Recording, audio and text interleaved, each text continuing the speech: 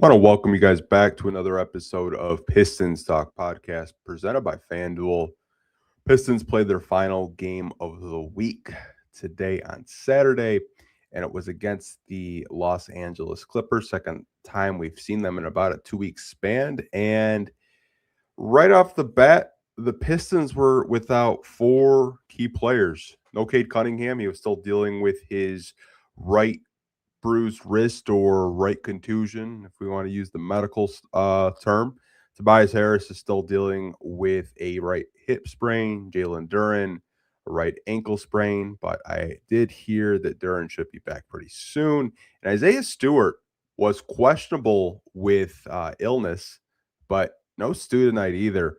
So you had a starting lineup of Jaden Ivey at the point, Duncan Robinson at shooting guard, Asar Thompson small forward, Javonte Green at power forward, Paul Reed at center. So Duncan and Asar were your only two starters, and you had guys off your bench that usually contribute as starters out there. Right off the bat, Duncan Robinson started off this game very well, hit his threes, was putting the ball on the floor. And I was expecting someone to step up, and it was Duncan Robinson. Definitely, I thought in the first half, definitely helped the Pistons sustain a lead and get out to a lead. Tolu Smith got rotation minutes very early in this one, and he had a phenomenal game, which we'll talk about him. You guys aren't too familiar with the two-way product, Tolu Smith, but he did get some early rotation minutes early. And this is something that we've talked about quite a bit, especially on these post-game podcasts. This team goes in spurts where they just don't score the basketball. They went 5 straight minutes without scoring the basketball. Danish Jenkins eventually did help the Detroit Pistons kind of end that drought with a little floater late in the first, but he really made an impact late with his just defensive ability to step in front of the Clippers players and his passing. But the Pistons held the Clippers to 14 points. So it was 26 to 14 after one, 28 to 14, excuse me, after one. Going into the second, I felt like we were very complacent. We were just shooting a lot of jump shots. We were forcing threes. The ball wasn't really moving, but we did do a much better job of getting stops and running in transition and the open floor, getting opportunities that way to kind of, keep this lead in the second quarter. Duncan had 20 points at halftime, and it was 55 to 41. Now, I think this is where the game for me fell apart. Clippers start the third quarter on a 10-0 run. They were hitting three-point shots. They were getting to the free throw line. John Collins was a guy that might not get mentioned in this because you have Kawhi Leonard and James Harden, but John Collins had a very big game in this one. Jaden Ivey, even though he did score a couple of baskets in the third quarter, he's just had 2 bad starts for the Detroit Pistons. I don't really know what's going on with him. It seems like he's reluctant to try to put the ball on the floor and get to the basket. He's been shooting a lot of jump shots, and they haven't really been going in. He's down to being a 37% three-point shooter right now. But the bench unit brought the game back with Ron, Tolu, and Javonte, and they were able to have a 76-68 lead going into to end the third quarter. Going into the fourth, Ron Holland very early in the fourth, just his dunks, his hustle plays. I really felt like they should have rolled with that hustle unit with Tolu and Ron a little bit longer. They do decide to take those guys out, and the Clippers proceed to go on a 12-0 run within a minute and 20 span. They got into this game very early. They were able to tie the game with 2:52 to go, and they were able to just capitalize on, one, the Detroit Pistons turnovers because they had 17 in the second half, and 2, the Pistons as a team. We already know this. They're not the best three-point shooting team. They shot 1 out of 13 in the second half. If you just maybe make 3 of those, this is probably a completely different outcome. I will applaud the Detroit Pistons for coming out, competing, and not giving up. I mean, they played their asses off, but I think this isn't really anything new with this team. They are not a good 3-point shooting team out of Duncan Robinson. That's why I've said if they do make any types of trades at this deadline, I assume it's going to be for another 3-point shooter. Is it going to be as the same caliber of a Duncan Robinson? I'm not entirely sure, but I do think Trajan and this front office can look to add more 3-point shooting.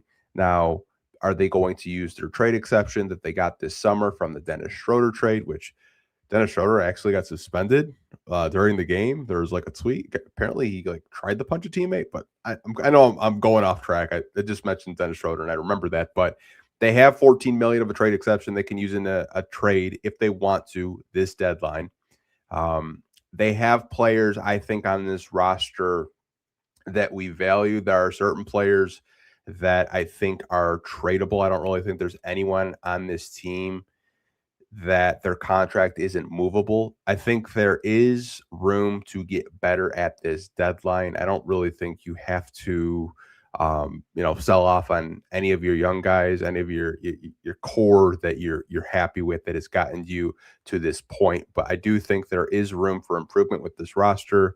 And I've been very consistent with you guys. I think it's just more of 3-point shooting, maybe some possible playmaking. I'm not entirely sure. If you get a decent player that can shoot the ball and play make, that'd be nice if you could. But I trust Trajan. I think his judgment is pretty sound. I don't really feel like he's going to be a front office executive, a general manager that's going to panic and try to make an all-in move. But again, I think 3-point shooting to me is something that they can address at this deadline. But the Pistons do lose this one 98-92. Funny enough, going into this game, they were actually favored on FanDuel. They were a 1.5-point favorite after the news of Cade and Stu weren't going to play. So they were still favored in this game on FanDuel, but they did eventually lose this game. Excuse me, incorrect grammar. I do want to get into the box score. We'll look over the team stats, and then I'll open up the show to comments and questions. So I do see a lot of you guys leaving comments in the live chat. I appreciate you guys for doing that. But let's get into the team stats as a whole. Like we had mentioned earlier, Duncan Robinson played really great in the first half. He had 20 points, 7 out of 10 from 3, 5 out of 7 from the field, 50% from the free throw line, where he made 1 out of 2, 2 rebounds, 1 assist, 3 turnovers.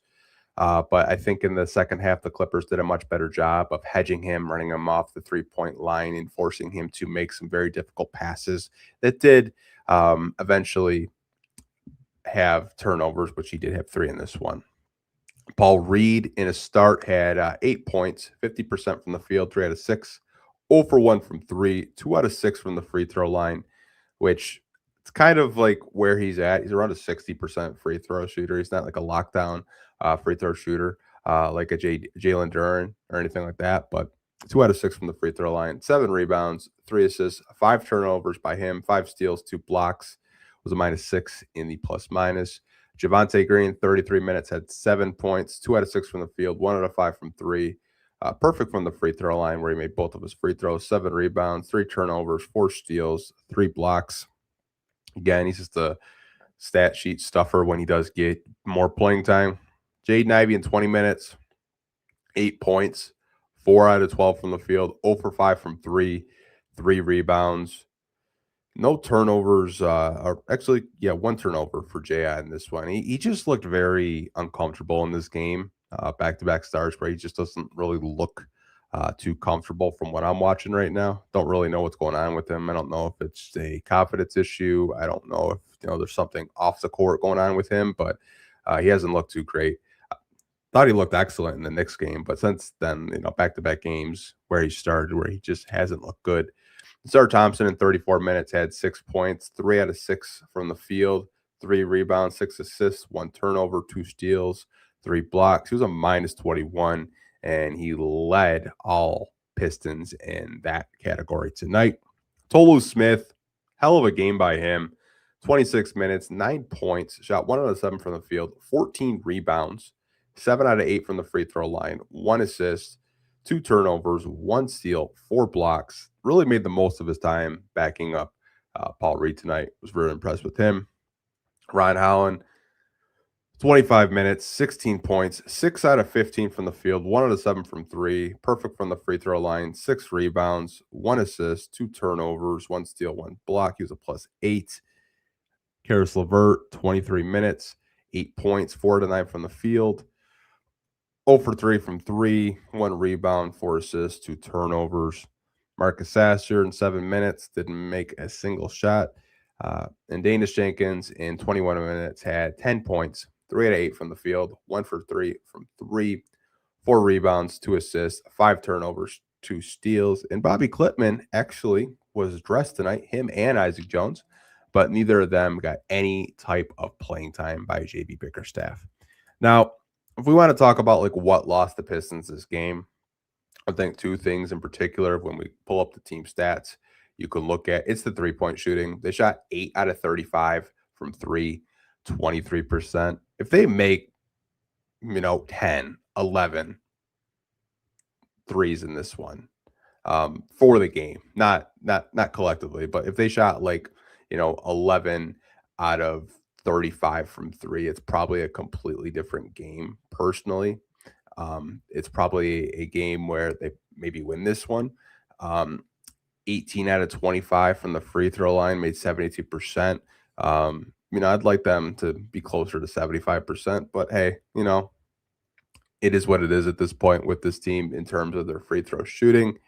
They did get the rebound edge, which gave them 9 extra possessions in this one, but the turnovers, 25 turnovers. You forced the Clippers 22 times, but you have to take a better care of the basketball. Winning a game and committing that many turnovers is going to be very hard, especially when you're not shooting it the best from the outside and you're not capitalizing at the free throw line. But I do want to get into the comments and questions right now. I do see you guys leaving some comments about just this game in particular, trade deadline, which I completely understand. But let's get into the Q&A with this post-game show.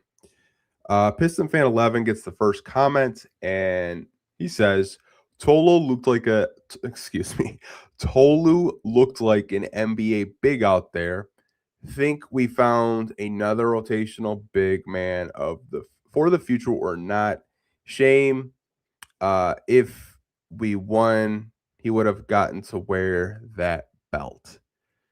I think so. I think Tolu is definitely at least rotational big in this league. He's a guy that I know when I covered the Crews, when I was covering the Crews, he was undrafted. He wasn't on the 2A at the time, but he really played so well that the Crews organization was forced to actually convert him into a 2-way player in the Pistons organization, I should say. But he's done a hell of a job developing down there. And like he played the same way he does in the Crews as he did tonight against the Clippers. Like he can put the ball on the floor, he makes his free throws, he can protect the rim. He's a good player. Could he be a big man of the future for the Pistons? Possibly. You never know what happens at this trade deadline if they decide to move anybody. You have a guy in Tolu Smith that I think is definitely a good depth piece. Like right now, he's your 4-string center, but he was more than capable of backing up Paul Reed tonight. And I thought he gave the Pistons some really good minutes, really good energy. Great job of rebounding the basketball, cashed in on his free throws, protected the rim. He's a nice player. He's a really nice player. I think he's actually developed quite a bit since the last time I've actually seen him.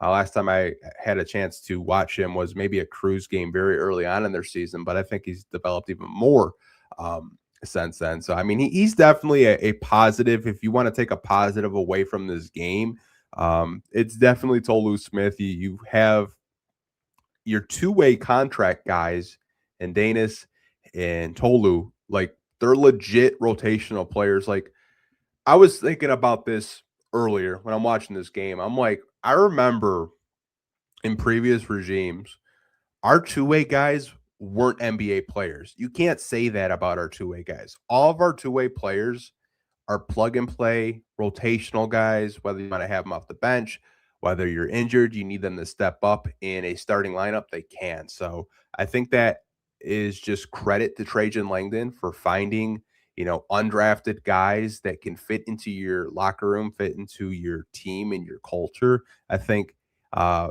Jenkins and Tolu Smith definitely fit into that bill, but he's definitely a player, might have something there. You never know down the line. Derek Brown, Tolu Smith played well. Agreed. I want to get into Wes Weaver's comment about Jaden Ivey. And he says, Ivey has to be traded. Here's the thing with Jaden Ivey right now, okay? I think when we talk about Jaden Ivey, we focus so much on the basketball player. We focus so much on his performances, which, deservedly so. When we do these post-game podcasts, we're mostly talking about what they do, how they looked. But when I'm watching Jaden Ivey right now, I think it's a thing where he's still trying to adjust coming back from injury. And, he has. There have been, games where he plays really well. I thought the next game he looked excellent. But these past two games, I think shooting the ball, he just hasn't looked like himself. And I think it's very difficult from being a starter to going to the bench and then saying, hey, go start again. Go be our point guard because Cade's out. Go do it.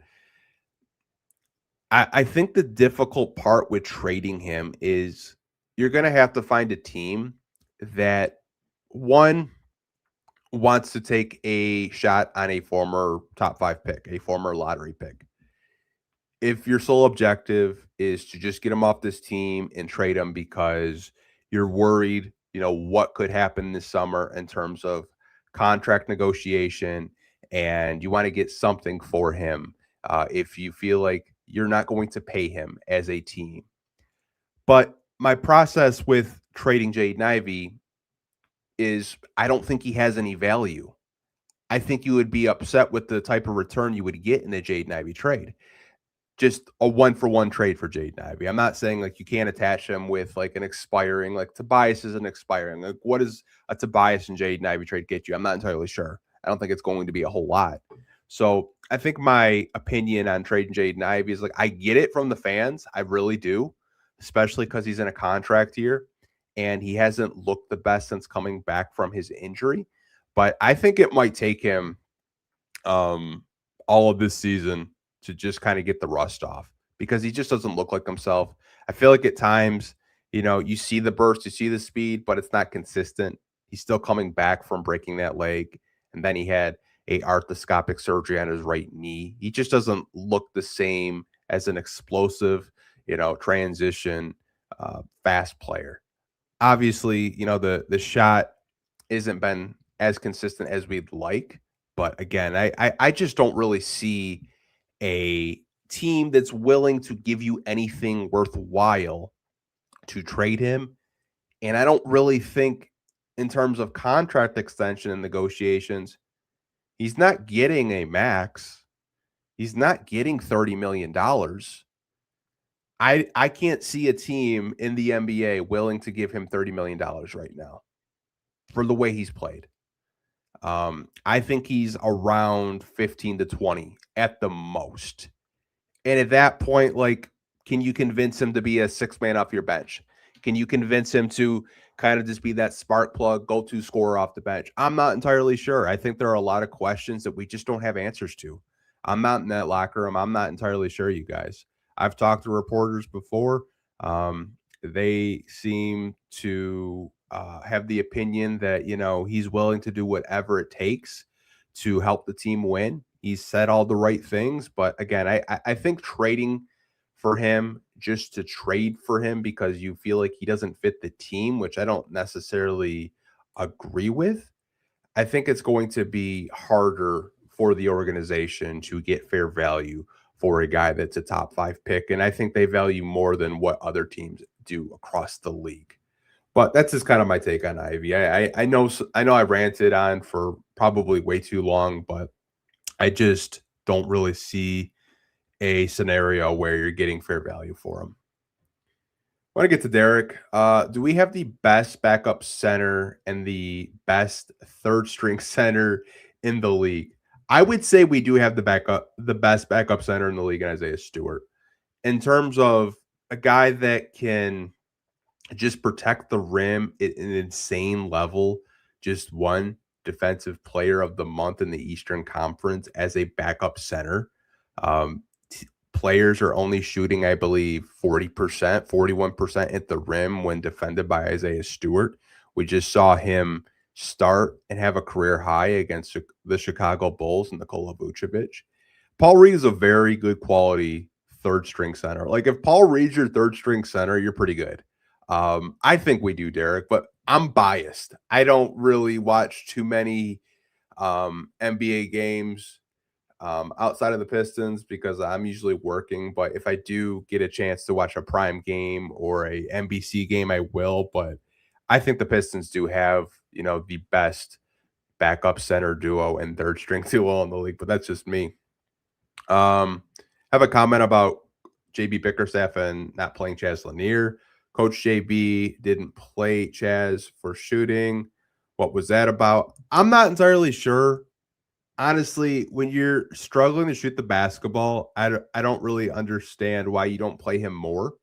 Um, it's just a thing where you like his 3-point shooting. I know he did get sent down to the G League, played a game against the Washington Wizards, G League affiliate, got recalled. But I mean, nights when you're struggling to shoot the basketball, I think Chaz should get more of a run. I'm not saying give him like starters minutes, but you want to give him a good 8 to 10 minutes just to see what he can provide out there for you. I don't think it would hurt, especially when you're shooting 8 out of 35 from the field. I don't have the answers. I know it's easier said than done. The rotations have been extremely deep all season. I'm not really sure why Chaz doesn't, get more of a run and more minutes off the bench. Scott has a comment. Some big minute players are sitting out heading into the All-Star break. How serious is it? In terms of our players, I genuinely think they're hurt. Like I genuinely think Cade Cunningham did bruise his wrist. I think Tobias Harris did sprain his hip against the Lakers. Jalen Duren definitely sprained his ankle. I wouldn't read too much into our players sitting out with injury. They're actually injured. Now, like if you just see like a player start and then they don't play for the whole second half, maybe you can kind of say, hey, maybe they are getting traded. Maybe they got a call about somebody. But I think for right now, I definitely think this team isn't purposely sitting out players just for the simple fact to trade them. I know this time of year is like really chaotic, especially with trade deadline coming up on February 5th, but I think our players are genuinely hurt. Phil has a comment, true or false, if it was the playoffs, is Cade playing during the playoffs? I think so. Yeah, I think if it's the playoffs, he has that wrist taped up very heavily. He's probably playing. I think the Pistons just saw an opportunity for him to rest up. They want him to be fresh as possible for the second half of this season. We're almost at the halfway point. We're 38 games in.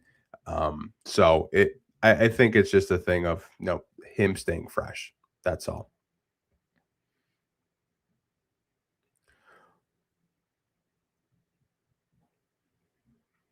What do you think about Jaden Ivey's contract will look like if he were to be traded? If he were not to be traded this season, I think the way he's played right now, like I think where you would start for a contract extension, like mid level to like I think the highest you would probably like to go is 20. I think if it's above 20, based on how he's played this year, I think it's just too much personally. I know I'm on a little bit of the cheaper side. And I'm no way an expert with contract extensions. Full transparency, I thought Simone Fontecchio, when he was a free agent, was getting $20 million. Like, I'm probably the worst person to ask about contract extensions or new contracts. But I think the way he's played, I think a mid-level to 20 million is fair for his services. But that's just me. Some people said 10 million, some people said 5. 5 is just disrespectful at this point. It's just disrespectful. Like, offering him 5 million is just like a spit in the face, honestly.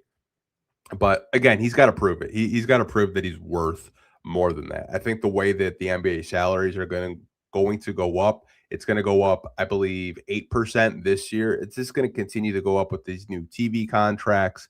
So you'll have more money to spend on players. But again, I think as we kind of just talk about the value of Ivy, the extensions, the trading deadline. Like, I think there's a lot of financial decisions that the Pistons have to make. Like, they still have to make a decision on Jalen Duren as well. I mean, Jalen Duren is asking close to $40 million. Like, that's a lot of money. That's a lot to think about as well if you're the Pistons. But I think that's why they've been just so consistent with their message of not wanting to make a big move. Appreciate the comment on the trade video target. If you could add one of the finalists to this squad, who would you go with? I think for me, the one player that I've really enjoyed doing some research on and watching film on, I'm pretty intrigued with Gary Trent Jr. I have been for a while. There's a Duke connection there as well, Scott, with Trajan Langdon. I know that means nothing, but Gary Trent to me would be a good addition. I don't think he's a traffic cone defensively. He can make 3-point shots, and having him off your bench, or whether you want to have him in a close-up lineup, like a combination of Duncan Robinson and Gary Trent would intrigue me a lot. I just don't really know what the Bucks want to do. I think they want to compete as long as Giannis is in a Bucks uniform. But again, I think Milwaukee does have some shooters. Max Christie from Dallas is interesting to me. I think he does a lot of great things. If you notice in my trade video, I looked at a lot of guards that can shoot, a couple of power forwards, but I think they'll definitely look for more, perimeter shooting at this deadline. Karis LeVert is not a Piston, doesn't fit our system in the least bit. We need to trade him ASAP. Karis is a very frustrating player to watch, I will say. If I'm being completely objective as possible, like, when it's on and when he's making shots, you're like, cool. But when he's over dribbling the basketball, when it's just a black hole on offense that he can be at times, it's frustrating to watch. I understand wanting to have a backup plan because of the Malik Beasley situation, which I'm sure the front office didn't expect whatsoever. They had to sign somebody. Obviously, they gave him a 2-year deal on a MLE, so it's not like a unmovable contract. If they're able to, consolidate and move him for a shooter, I think that's a win in itself. Just depends on like which team would actually want a Karis LeVert on their basketball team. I'm sure he's a good dude, good locker room presence, seems like a positive person.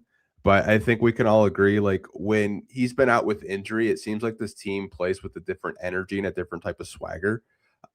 But honestly, I think it's going to be a situation where you just have to find the right trade partner for Karis LeVert. I'm not really sure how many teams are looking for a guy right now that is on a career low on points per game. He is shooting better from 3, but he's been around, 12 points per game as a career scorer. I think right now he's around 8, which I fully did not expect. I did not expect him to kind of drop off like that from a production standpoint. But again, I think a lot of our contracts, when you look at this team, they're movable. I don't think there's a contract that's just like, I can't move it. And the contracts that you're paying, like Cade, you're not moving it anyway. So you're just looking for complementary pieces. And maybe if you're lucky, you could find a go-to scorer on the cheap.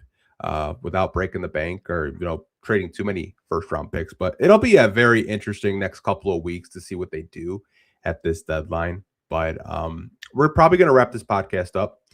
I will be doing another podcast tomorrow. If you guys want to check that out, we're going to be talking with Eric Vincent, talking about actually more trade deadline stuff, because there was some news about what the Pistons may or may not do. But I definitely think that it should be a fun podcast. If you guys want to come check us out tomorrow at 7 o'clock Eastern time, PM. But appreciate you guys, as always, tapping on in with these post-game podcasts. Even though if we don't agree all the time, still love you, Wes. I just kind of disagree with the $5 million offer. That's crazy, man. But I'll see you guys tomorrow. Hope you guys have a great rest of your weekend. And as always, stay safe and go Pistons. Peace.